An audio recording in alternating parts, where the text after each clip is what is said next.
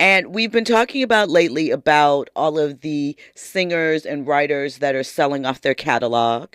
Well, first of all, did you realize that T-Pain is a six-time Grammy winner? Six.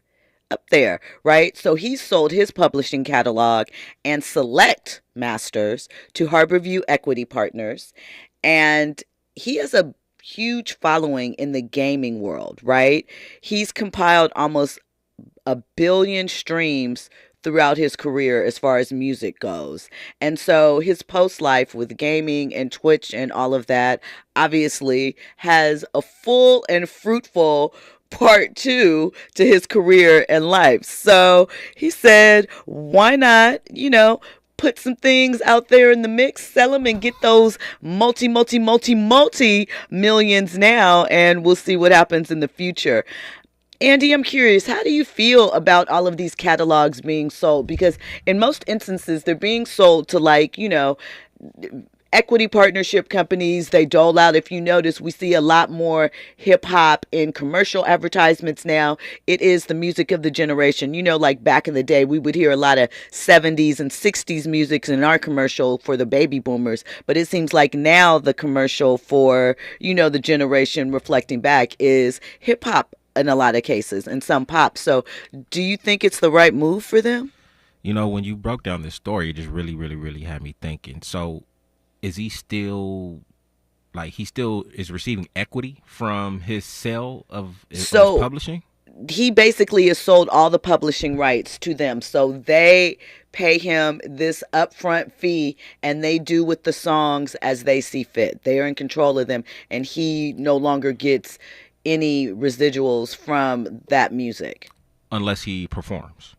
Right. Like he had, performance, but I guess the mechanical rights, the publishing rights, where it can be utilized and stuff, he will have no say-so on that. No say-so on that. I mean, here's part two, because there are a lot of catalogs that sit with people that don't necessarily know what to do with them. They don't know how to shop them around. They don't know how to license them out.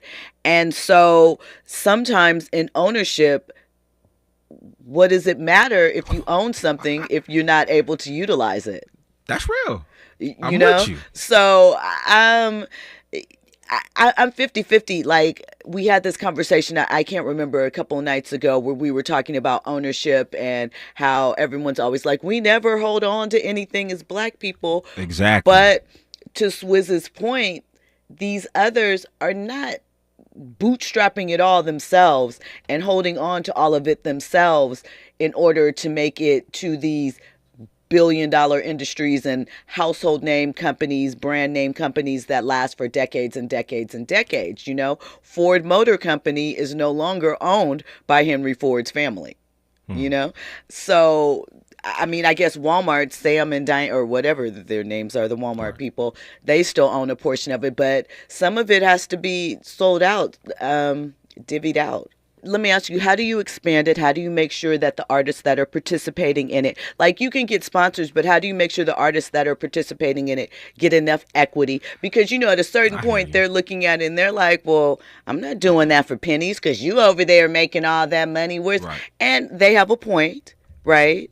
But common sense says the more you're putting out, right? Mm-hmm. How are we holding on? What type of business model is that? I don't know. If you're going to sell it, I hope you invest the money correctly, as opposed to, just, washing it away.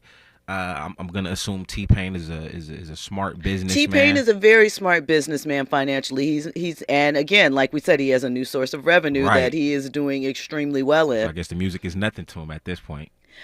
Listen, T Grizzly, he's a new rapper. He talked about it too, how much money he's making. He developed a game that's kind of like GTA, but it's his own version of it.